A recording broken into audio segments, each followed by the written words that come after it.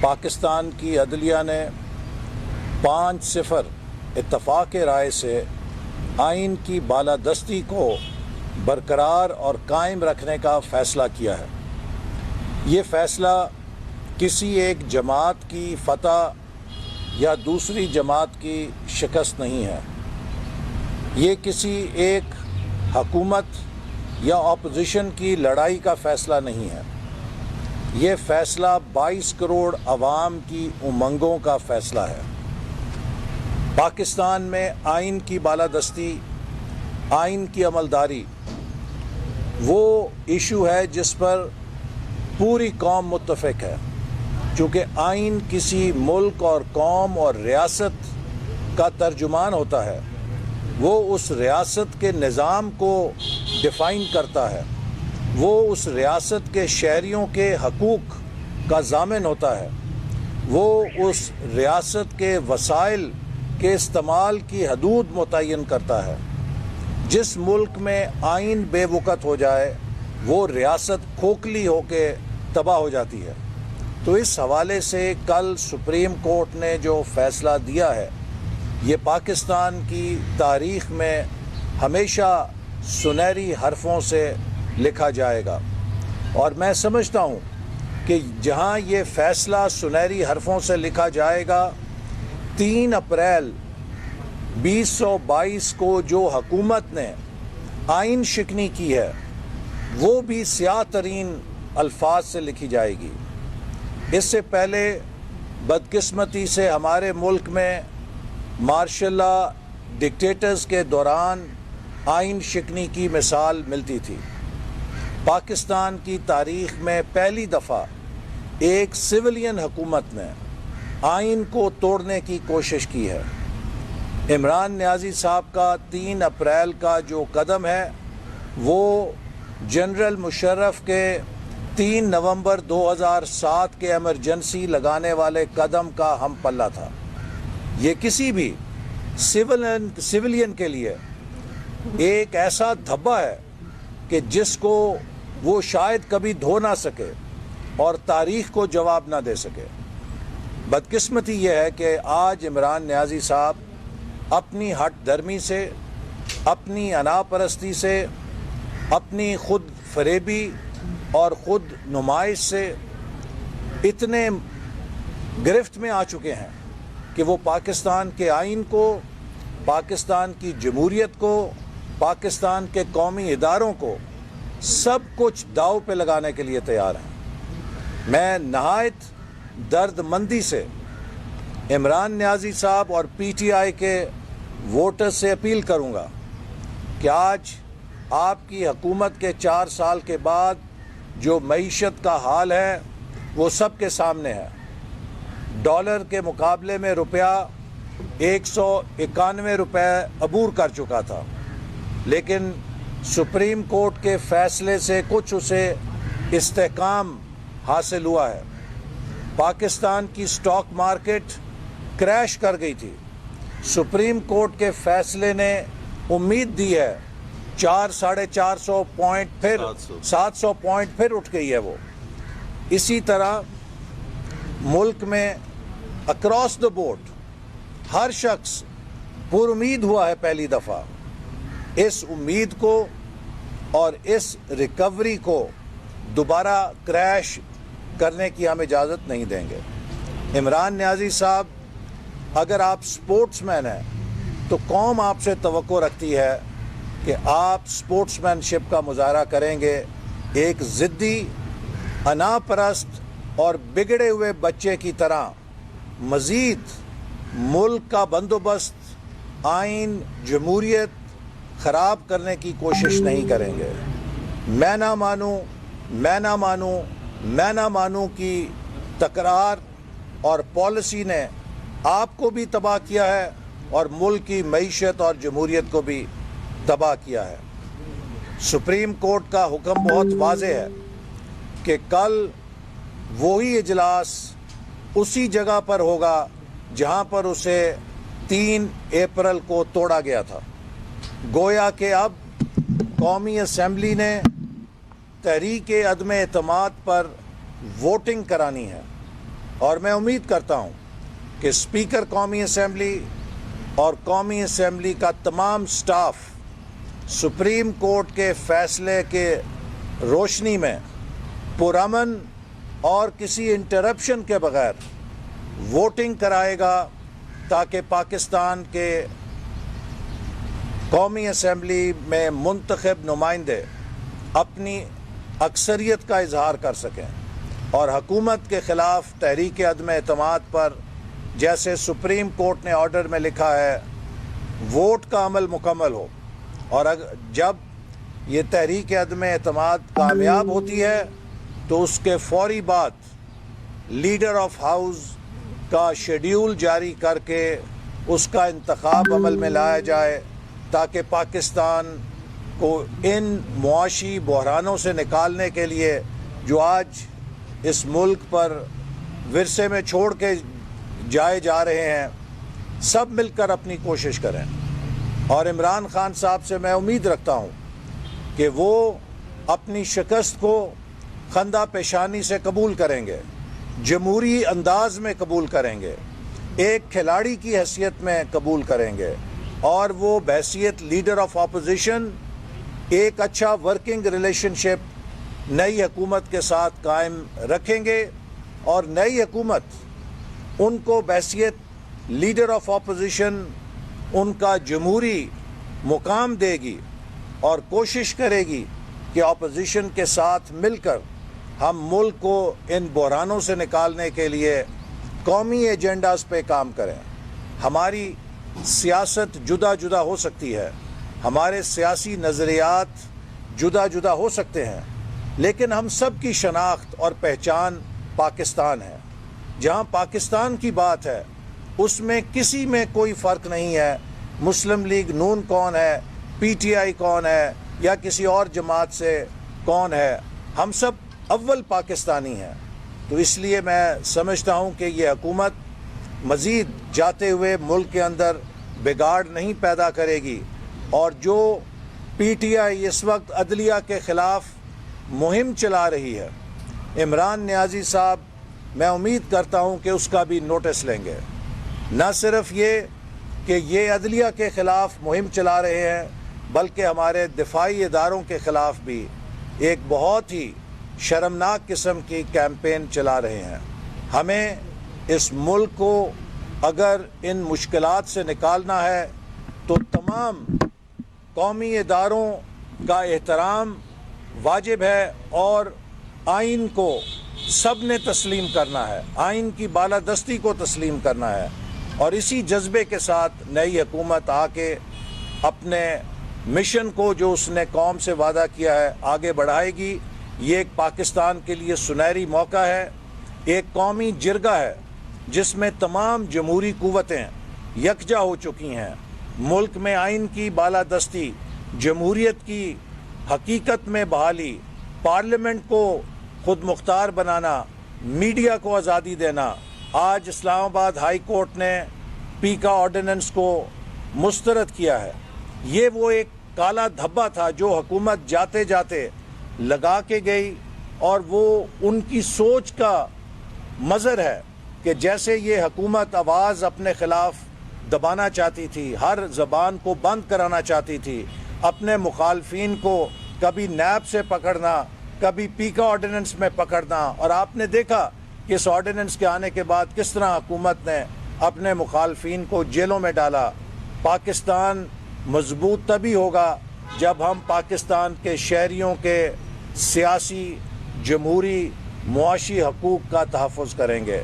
اسی کے ساتھ میں ایک بار پھر پوری قوم کو مبارکباد دینا چاہتا ہوں کہ یہ سپریم کورٹ کا فیصلہ ایک بہت بڑی نوید ہے پاکستان کے مستقبل کے لیے، کہ ملک میں آئین بالادست ہے، اور جب تک پاکستان کا آئین بالادست رہے گا پاکستان کو کوئی خطرہ نہیں ہوگا۔ کل کا پلاننگ کیا حکومت کا یہ کہنا ہے کہ ہم ووٹنگ کل بھی نہیں ہونے دیں گے، جو باہر سے اطلاعات آ رہی ہیں، کیا آپ کو بات؟ دیکھیے، کل ہم بہت پرامن طریقے سے جائیں گے، اور میں یہ بات واضح کر دوں کہ اس وقت اپوزیشن کے پاس جو اکثریت ہے وہ سیاسی جماعتوں کے اوپر مبنی اکثریت ہے.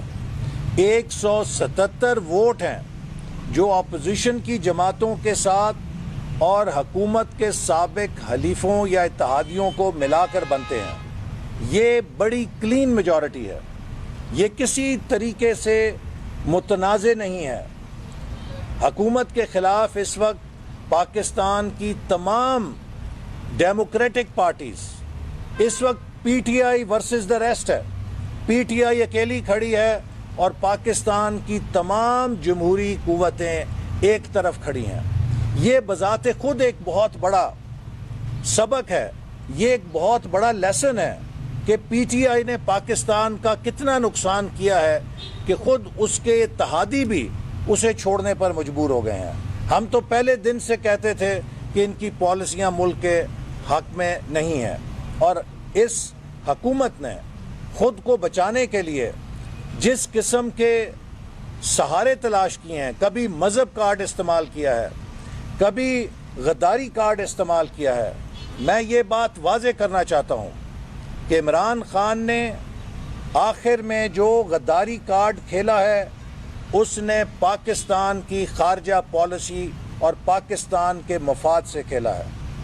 آج پاکستان کا ہر ڈپلومیٹ یہ کہہ رہا ہے کہ عمران خان نے پاکستان کی ڈپلومیسی پر حملہ کیا ہے، اس لیے کہ اس طرز عمل کے بعد کوئی پاکستان کا ڈپلومیٹ اب 400 دفعہ سوچے گا کہ میں جو سائفر لکھ رہا ہوں، میں جو سفارتی مراسلہ لکھ رہا ہوں، اس سے کوئی حکومت سیاسی فائدہ اٹھانے کی کوشش تو نہیں کرے گی. لہٰذا وہ الف لیلا کی کہانی لکھ کر بھیج دے گا جس سے پاکستان کی وزارت خارجہ بے خبر رہے گی. پاکستان کی وزارت خارجہ کو حقائق نہیں پتہ چل سکیں گے. یہ ایک اتنا بڑا حملہ ہے کہ جس نے ڈپلومیسی کی روح کو تباہ کر دیا ہے جو پاکستان کے لیے تھی. تو ہم اس کی تحقیقات کریں گے، ایک آزاد کمیشن بنے گا، اور جو کردار اس میں ملوث ہیں جنہوں نے پاکستان کے مفاد کو داؤ پہ لگایا ہے انہیں بے نقاب کیا جائے گا. احسن اقبال صاحب جی بتائیے کیا وجہ ہے ماضی میں بھی ہم دیکھتے رہے جس بھی سیاسی پارٹی کے خلاف کسی بھی ادارے سے کوئی فیصلہ آتا ہے تو اس کے اوپر چڑھ دوڑتی ہیں پارٹیاں، ان کو تنقید کا نشانہ بنایا جاتا ہے. کل سے ہم دیکھ رہے ہیں کہ سوشل میڈیا کے اوپر پاک فوج اور عدلیہ کو شدید تنقید کا نشانہ پی ٹی آئی بنا دیا. کیا کہیں گے اس حوالے سے اس ٹرینڈ کو ختم؟ دیکھیے، میں آپ کو عرض کروں، ہم نے مثال قائم کی ہے. نواز شریف صاحب نااہل ہوئے، عدلیہ کے فیصلے کی سیاہی خشک نہیں ہوئی تھی، نواز شریف صاحب نے استعفیٰ دے دیا تھا. قومی اسمبلی اور سینٹ نے ان کے سیاسی جماعت کے عہدے کے حوالے سے قانون سازی کی، سپریم کورٹ نے سٹرائک ڈاؤن کی. اس فیصلے کی سیاہی خشک نہیں ہوئی تھی، نواز شریف صاحب نے پارٹی کا عہدہ چھوڑ دیا. ہم نے عدالت کے فیصلوں پہ اگر تحفظات تھے، ان پر ان تحفظات کو عملداری کے بعد اپنا حق رکھتے ہوئے ظاہر کیا ہے، لیکن سپریم کورٹ کے فیصلوں پر عمل کرنے کی مثال قائم کی ہے. عمران خان صاحب میں بھی اگر رتی برابر جمہوریت ہوتی تو جس وقت سپریم کورٹ کا فیصلہ آیا ہے اگلے لمحے وہ استعفیٰ دے دیتے اور کہتے میں عدالت کے فیصلے کے آگے سر تسلیم خم کرتا ہوں. لیکن وہ ثابت کر رہے ہیں کہ میں ایک ضدی بچہ ہوں، میں ایک انا پرست انسان ہوں. تو یہ ملک کسی ایک شخص کی ضد انا کی بھینٹ نہیں چڑھ سکتا اور نہ چڑھایا جا سکتا. احسن اقبال صاحب یہ بتائیے گا کہ اس دن بھی آپ کو سرپرائز ملا، حکومت نے جو کارڈ کھیلا اس کی آپ کی تیاری نہیں تھی. کل بھی حکومت اپنی پلاننگ کر رہی ہے کہ کسی بھی طرح تحریک میں ہمارے پاس ووٹنگ نہ ہو. تو اگر ایسی ہی کوئی سرپرائز ملتا ہے تو پھر آپ کا کیا لائی عمل ہوگا؟ کیونکہ اپوزیشن کی کوشش ہے کہ صدر کو یا ان کے اختیارات کو استعمال کرتے ہوئے دیکھیے، سپریم کورٹ کے فیصلے کے بعد کسی سرپرائز کی گنجائش نہیں رہ گئی. اب صرف ایک راستہ ہے کہ حکومت شرافت سے اور قانون کا احترام کرتے ہوئے مقررہ وقت جو سپریم کورٹ کی طرف سے دیا گیا ہے اسپیکر رائے شماری کرائے. اور میں قومی اسمبلی کے سٹاف کو بھی متنبہ کرنا چاہتا ہوں کہ آپ کے پاس کوئی آپشن نہیں ہے سوائے اس کے کہ آپ سپریم کورٹ کے فیصلے پر عمل درآمد یقینی بنائیں، اور اگر کسی نے رکاوٹ ڈالی تو وہ توہین عدالت کا مرتکب ہوگا۔ احسن صاحب یہ بتائیے گا کہ آج فیصلہ کیا پاکی کابینہ نے کہ کل وہ خط جو ہے وہ قومی اسمبلی کے ہر رکن کو دیا جائے گا اور اس کے اوپر طویل بحث کرائی جائے گی۔ اب سپریم کورٹ بھی کہہ چکی ہے کہ کل رائے شماری ہونی ہے، اب ایسے میں کہ وہ ایجنڈے میں بھی وہ دیکھیے جب جب نیشنل سیکیورٹی کمیٹی واضح کر چکی ہے کہ اس خط کا کسی سازش سے تعلق نہیں ہے اور تحریک عدم اعتماد کا کسی عالمی سازش سے کسی ثبوت کا یا تعلق کا کوئی ثبوت نہیں ملا، تو اس کے بعد اب عمران خان صاحب جو بھی ڈرامہ کریں گے، مکر کریں گے، وہ اپنا نقصان کریں گے، کسی کا نقصان نہیں کریں گے۔ اور میں سمجھتا ہوں کہ تحریک انصاف میں ایک اچھی خاصی تعداد محب وطن لوگوں کی ہے جو آئین اور قانون کی پاسداری اور سربلندی کے لیے نیا پاکستان کے خواب کے پیچھے دوڑے تھے۔ عمران خان صاحب کا جو طرز عمل ہے وہ ان لوگوں کی حمایت سے انہیں محروم کر دے گا جو پاکستان میں اس طرح کی ضد اور انا پرستی کو پروان چڑھتے ہوئے نہیں دیکھنا چاہتے۔ احسن صاحب اسی کو آگے بڑھا لیتے ہیں۔ خان صاحب نے بھی کیبنٹ نے فیصلہ کیا ہے کہ lieutenant general Tariq Khan retired کی سپلائی کمیشن قائم کیا گیا ہے، پیرلل چلنا ہے، ایک طرف ارکان اسمبلی کو وہ خط دکھانا ہے، دوسری طرف انویسٹیگیشن کرنی ہے کہ کیا آیا انٹرنل بھی کوئی کردار۔ میرا خیال ہے کہ اس سے بہت اچھا ہوتا، انہوں نے بڑی زیادتی کی ہے۔ اگر شہزاد اکبر صاحب کی نگرانی میں یہ کمیشن بنا دیتے تو شاید بہتر معیار ہوتا۔ دیکھیے اب ڈپٹی اسپیکر کے خلاف تو سپریم کورٹ کا فیصلہ آ گیا ہے کہ وہ آئین شکنی کے مرتکب ہوئے ہیں۔ اس فیصلے کے رو سے تو وہ ویسے ہی اس منصب کے لیے نااہل ہو چکے ہیں۔ وزیر اعظم کے جو قریبی لوگ تھے کابینہ کے اندر وہ دھیرے دھیرے پاکستان کو چھوڑ کے برتن ممالک شفٹ ہو رہے ہیں۔ فرا جس طرح سے پنجاب میں وزیر اعظم عثمان گلزار کی سربت تھی، شہباز گل بھی اپنی کوئی ثانیہ نکتر تھی، دیگر لوگوں سے بھی اطلاعات ہیں کہ وہ واپس جا رہے ہیں، تو کیا ایسے لوگوں کے دیکھیے یہ سب وہ لوگ ہیں کہ جو بڑے دعوے کرتے تھے کہ حکومت جائے گی تو ہم ادھر ہی رہیں گے، اور آپ عنقریب دیکھیں گے کہ خان صاحب بھی ملک سے بھاگنے کی سوچیں گے۔ تو اس لیے ہم کسی کے خلاف کوئی انتقامی کارروائی نہیں کریں گے، ہم کسی انتقامی ایجنڈے کے ساتھ حکومت میں نہیں آئیں گے، لیکن جس نے ملک کو لوٹا ہوگا اور ٹھوس ثبوت ہوگا اس سے ضرور ریکوری کی جائے گی اور اس کو قانون کے سامنے کھڑا کیا جائے گا، اور اس حوالے سے مفتاح اسماعیل صاحب کافی انویسٹیگیشن کر چکے ہیں۔ تحریک انصاف کی پارلیمانی پارٹی میں فیصلہ ہوا ہے کہ مستعفی نہیں ہوں گے، اس فیصلے کو کیسے دیکھیں؟ کون جی؟ تحریک انصاف کی پارلیمانی پارٹی کا بھی اجلاس ہے۔ مجھے بڑی خوشی ہے کہ عمران خان صاحب مستعفی نہیں ہو رہے، تو پاکستان کی تاریخ میں پہلے وزیر اعظم ہوں گے جن کو قومی اسمبلی ڈسمس کرے گی۔